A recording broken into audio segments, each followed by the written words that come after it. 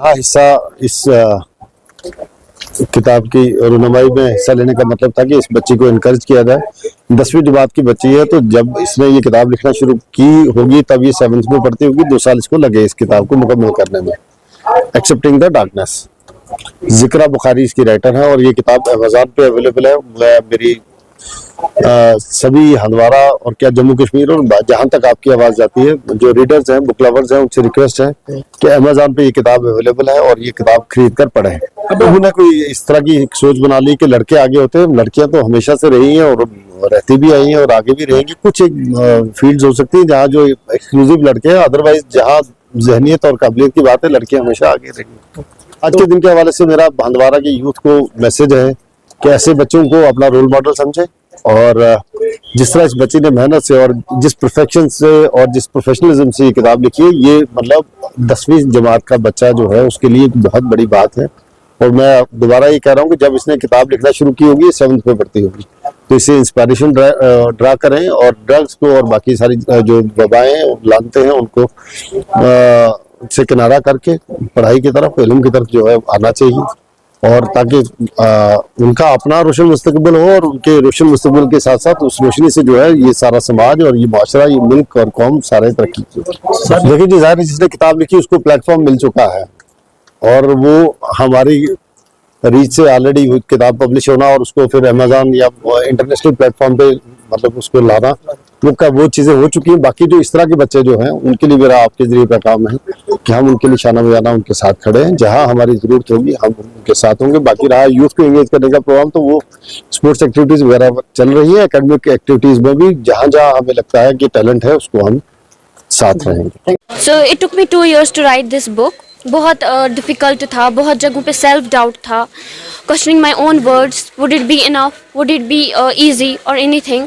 And बहुत time के बाद मैंने 2 years बाद अपनी ये पहली बुक पब्लिश की है। Through that book I want to tell people what persistence is.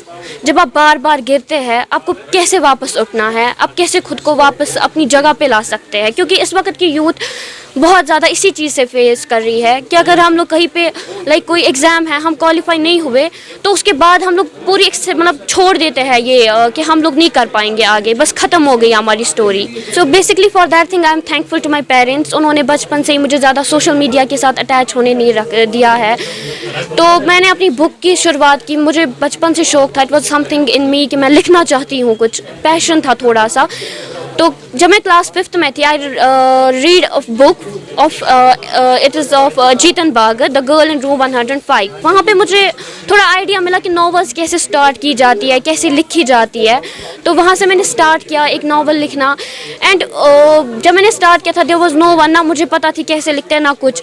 But एक दिन जब हम एक घर पे बैठे थे, हम चाय पी रहे थे, देयर आई गॉट आइडिया। जब मेरे पापा ने मुझे अपनी लाइफ स्टोरी बताई कि उनके साथ बचपन में क्या हुआ था, there I get I idea कि मैं कैसे स्टार्ट कर सकती हूँ। फिर धीरे धीरे जब मैं ये बुक लिखने लगी, I got some idea from myself. कुछ ऐसे वाक़ा जो मेरे साथ हुए थे वो मैंने यहाँ पे लिखे हैं, और कुछ ऐसे जो मुझे लगता था कि आज की यूथ बहुत फेस कर रही है। जी इंशाल्लाह मैंने सोचा है कि मैंने अपनी बुक में थोड़ी सस्पेंस रखी है। So if I get demand मैं उसका पार्ट 2 लिखूँगी। एंड उसके बाद मैंने और भी बुक्स का बहुत सोचा है। फ़िलहाल मैंने फ़िक्शन का ही सोचा है, because I think through a story we can define a lot of things. बताना चाहती हूँ कि जब आप बार बार किसी चीज़ में गिर रहे हो, आपको खुद पे भरोसा नहीं है, just trust your own powers. जितनी पावर्स आप में हैं, the words have power to change your life, but आपको अपनी वर्ड्स पे काबू रखना है। You have to be positive for yourself. और मैं ये देना चाहती हूँ यूथ को ये मैसेज कि whenever you feel you are going down, आप बहुत नीच फील कर रहे हैं, बस वहाँ पे आपको बहुत एक्सेप्ट करना है अपने आप को, आपको आगे बढ़ना पड़ेगा। That's must important. एंड मैंने अपनी बुक के थ्रू बहुत सारे मैसेज दिए हैं that I want to know people कि आप कैसे इसको आप पढ़ें, और उसके बाद आपको पता चलेगा कि परसिस्टेंस किसे कहते हैं। You can purchase it from Amazon, Flipkart and also from Notion Press, where I published at Notion Press. आप वहाँ से भी इस बुक को पब्लिश कर सकते, ये ना ऑर्डर कर सकते हैं। जी सर, मैं इनका बहुत शुक्रगुजार कर, क्योंकि इन्होंने इस बुक को यहाँ तक रिलीज़ किया, यहाँ पे ये स्टेज सजाया, ये सब कुछ किया, और यहाँ पे मेरा ये फंक्शन किया, आप सबको इनवाइट किया। दैट्स ये बहुत थैंकफुल मैं इनकी कि इन्होंने मुझे यहाँ बुलाया और मेरी बुक को यहाँ पे रिलीज़ किया।